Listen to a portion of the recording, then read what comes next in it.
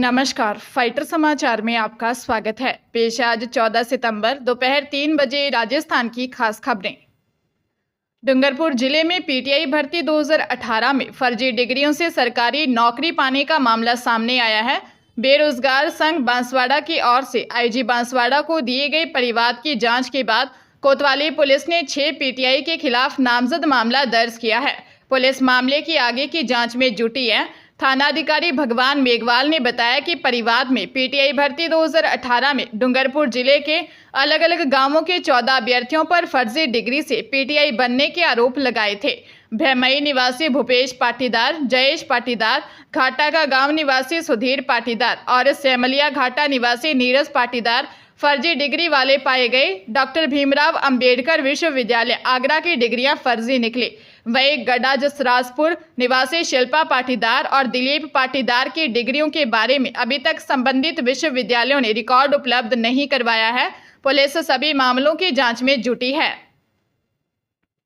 श्रीगंगानगर जिला पुलिस ने देर रात छापा मारकर शहर के एक होटल से 3 युवतियों और 3 युवकों को वेश्यावृत्ति के आरोप में गिरफ्तार किया गया है। पुलिस को शहर के एक होटल में युवक और युवतियों के संदिग्ध हालात में होने की सूचना मिली थी। इस पर एएसपी सिटी बी आदित्य के नेतृत्व में टीम मौके पर भेजी गई। पुलिस टीम ने यहां पहुंचकर बोगस ग्राहक के जरिए होटल में अनैतिक काम होने की पुष्टि की। जब पुलिस का शक पुख्ता हो गया तो पुलिस ने होटल पर कार्रवाई कर दी। मौके से 30 वर्षीय मीना पत्नी शिवशंकर निवासी उत्तर दिल्ली, 19 वर्षीय गुनगुन पत्नी अमरजीत सिंह निवासी सेक्टर 13 चंडीगढ़, 22 वर्षीय रोबीना निवासी सेक्टर 13 चंडीगढ़, 22 वर्षीय गुरमन सिंह निवासी 49 आरबी पदमपुर, 23 वर्षीय शिवराज पटेल निवासी एसएसबी रोड और 21 वर्षीय सौरभ मोंगा निवासी पदमपुर को पकड़ा है।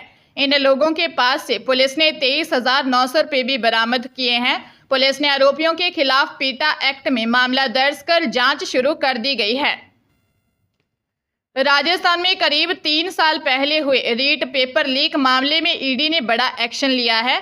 ईडी ने मुख्य आरोपी प्रदीप पाराशर और रामकृपाल मीणा के प्रॉपर्टी को कुर्क किया है। इन दोनों के पास रामकृपाल मीणा और प्रदीप पाराशर के पास कुल करीब 26.59 लाख रुपए चल अचल संपत्ति मिली है। ईडी ने आरोपियों के बैंक अकाउंट से मिले करीब 11 लाख रुपए भी जब्त किए हैं। करीब 2 महीने पहले ईडी ने प्रदीप पाराशर को गिरफ्तार किया था। इन दोनों के साथ जिन 3 लोगों ने अभ्यर्थियों को पेपर लीक पढ़वाया था, उनके भी खातों से कैश जब्त किया गया है। दोनों के 4 बैंक अकाउंट से कुल 10,89,259 रुपए जमा मिले। इसके अलावा ईडी ने लीक पेपर पढ़ाने वाले आरोपी रवि कुमार मीणा के खाते से 8.12 लाख, पृथ्वीराज के खाते से 4.10 लाख और रामकृपाल मीणा के खाते से 1.80 लाख रुपए जब्त किए हैं। देश के साथ प्रदेश को भी पर्याप्त संख्या में इंडियन एडमिनिस्ट्रेटिव ऑफिसर यानी आईएएस नहीं मिल पा रहे हैं। वहीं दूसरी ओर सीनियर आईएएस के रिटायर होने के बाद यह संख्या और भी बढ़ जाएगी। कार्मिक व प्रशिक्षण विभाग की ओर से जारी रिपोर्ट के अनुसार साल 2028 तक देश में 1329 आईएएस अधिकारी रिटायर हो जाएंगे। राजस्थान में इस अवधि तक सेवानिवृत्त होने वाले प्रशासनिक अधिकारियों की संख्या 78 हो जाएगी। दूसरी ओर 1970 से लेकर 2023 तक एक साल में अधिकतम आईएएस की पोस्टिंग की संख्या 181 रही है। राजस्थान के परिप्रेक्ष्य की बात की जाए तो साल 2020 के बाद से मात्र 29 प्रशासनिक अधिकारियों को ही प्रदेश में पोस्टिंग मिली है। गुड गवर्नेंस के विस्तार और विकेंद्रीकरण को देखते हुए देश के साथ प्रदेश को अधिक आईएएस की जरूरत होगी। वह नए विभाग बनने के कारण उनके सफल संचालन के लिए बेहतर प्रशासनिक अधिकारी चाहिए होंगे। अपनी 3 दिवसीय जापान यात्रा के अंतिम दिन मुख्यमंत्री भजनलाल शर्मा ने ओसाका में आयोजित इन्वेस्टर्स मीट में भाग लिया और जापानी निवेशकों से राजस्थान में अपने मौजूदा व्यवसायों का विस्तार करने और नए उद्यम स्थापित करने का आग्रह किया। मुख्यमंत्री के नेतृत्व वाले प्रतिनिधि मंडल ने 2 प्रमुख जापानी कंपनियों डाइकिन और एनआईडीईसी कॉरपोरेशन के अधिकारियों के साथ भी चर्चा की। इन कंपनियों के राज्य के निमराना जापानी निवेश जोन में पहले से ही उपक्रम है। ओसाका निवेशकों की बैठक में राज्य में मौजूद कारोबार की संभावनाओं की बात करते हुए मुख्यमंत्री शर्मा ने राजस्थान के प्रति विश्वास जताने के लिए जापानी निवेशकों को धन्यवाद दिया।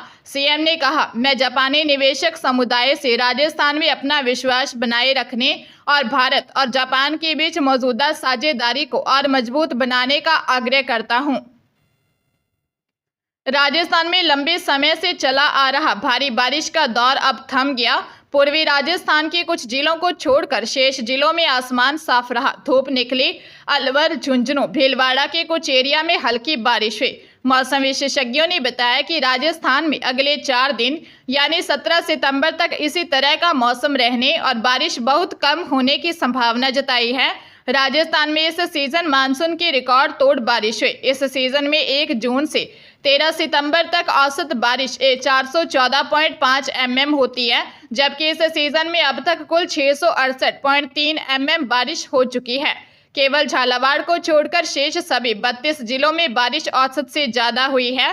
टोंक, सवाईमाधोपुर, करौली, जैसलमेर में तो औसत से दोगुनी से भी ज्यादा बरसात हो गई। श्रीगंगानगर शहर के एसएसबी रोड पर गली नंबर 9 में बाइक सवार 2 युवकों ने एक मकान पर फायर कर दिया।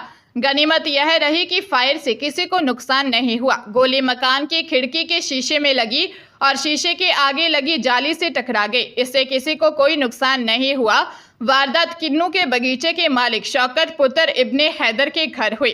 घर में परिवार के लोग थे। इस दौरान बाइक सवार 2 युवकों ने घर के बाहर से गुजरते हुए मकान पर फायर कर दिया। मामला फिरौती से जुड़ा है। शौकत के मामा वकार अली ने बताया कि शौकत को इससे पहले भी 2 से 3 बार फिरौती के लिए फोन आ चुके हैं। उनसे करीब 1 से 2 करोड़ रुपए की फिरौती मांगी जा रही है। उनका परिवार यह फिरौती देने में सक्षम नहीं है।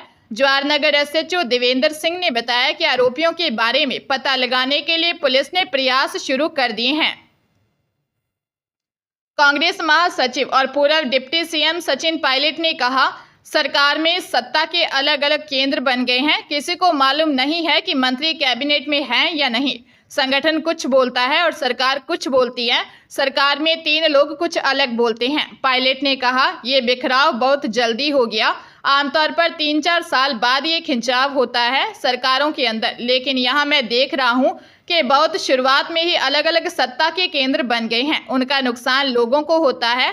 पायलट ने जोधपुर में मीडिया के सवालों के जवाब में ये बात कही। आरपीएससी भंग करने की पायलट की मांग पर किरोड़ीलाल मीणा के बयान पर उन्होंने कहा, अगर सरकार की इच्छा शक्ति हो तो भंग किया जा सकता है। आरपीएससी पर लोगों का अब विश्वास नहीं रहा। उन्होंने कहा कि ग्रामीण क्षेत्रों में विकास ठप पड़ा है।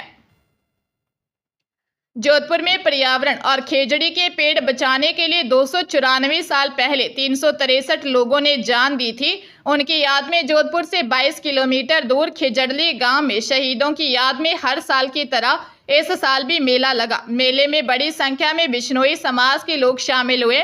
मेले में सोने के गहनों से लदकर महिलाएं पहुंची। एक महिला ने करीब 35 लाख रुपए के गहने पहने थे। जोधपुर, फलौदी, नागौर, बीकानेर, संचौर, जालोर, पाली सहित विभिन्न जिलों में रहने वाले समाज के लोग मेले में शामिल होने पहुंचे। इसके अलावा हरियाणा, पंजाब और मध्य प्रदेश राज्यों से भी लोग आए और शहीदों को नमन किया। खेजड़ली में बिश्नोई समाज के आराध्य जम्बेश्वर भगवान का मंदिर बनाया गया है। एक दिन पहले मंदिर की प्राण प्रतिष्ठा की गई। मेले में महिलाएं करीब आधा किलो तक सोना पहनकर पहुंची। इसके माध्यम से ये बताती हैं कि महिलाएं भी सज धज कर बलिदान के लिए तैयार हैं। उदयपुर की फतेहनगर पुलिस ने पत्नी की हत्या करने वाले आरोपी पति को गिरफ्तार किया है। थानाधिकारी दुर्गा प्रसाद दादिश ने बताया कि आरोपी बाबूलाल उर्फ त्रिलोक पिता डालू निवासी खेड़ी मगरी को गिरफ्तार किया गया। थानाधिकारी ने बताया कि 10 सितंबर 2024 को टेलीफोन से सूचना मिली कि खेड़ी मगरी गांव कंचौली में एक महिला का शव पड़ा हुआ है। सूचना पर पुलिस जाब्ता मौके पर पहुंचा और घटना की जानकारी ली। मौके पर मृतका के भाई लालू भील ने बताया कि उसकी बहन वर्दी का पति बाबूलाल उर्फ त्रिलोक बहन वर्दी के साथ आए दिन मारपीट करता था। उसने ही बहन से मारपीट की, जिससे उसकी मौत हो गई। पुलिस ने आरोपी की तलाश शुरू की। इसके बाद आरोपी पति को गिरफ्तार कर लिया। फिलहाल आरोपी से पूछताछ की जा रही है। जयपुर में बॉयफ्रेंड द्वारा युवती से रेप का मामला सामने आया है। विरोध करने पर बॉयफ्रेंड ने शादी का वादा किया। शादी का झांसा देकर उसके साथ देह शोषण करता रहा। गलतागेट थाने में 4 दरवाजा निवासी 23 साल की युवती ने दी रिपोर्ट में बताया कि कुछ समय पहले उसके उत्तर प्रदेश निवासी हसबर खान से मुलाकात हुई थी। आरोपी हसबर खान ने उससे दोस्ती कर ली। आरोप है कि मिलने के बहाने गलतागेट इलाके स्थित एक होटल में मिलने बुलाया। मिलने जाने पर आरोपी उसके साथ जबरदस्ती करने लगा। विरोध करने पर आरोपी ने शादी का वादा किया। शादी का झांसा देकर आरोपी लगातार देह शोषण करने लगा। शादी करने का दबाव बनाने पर आरोपी ने मना कर दिया। धोखे का एहसास होने पर पीड़िता थाने पहुंची।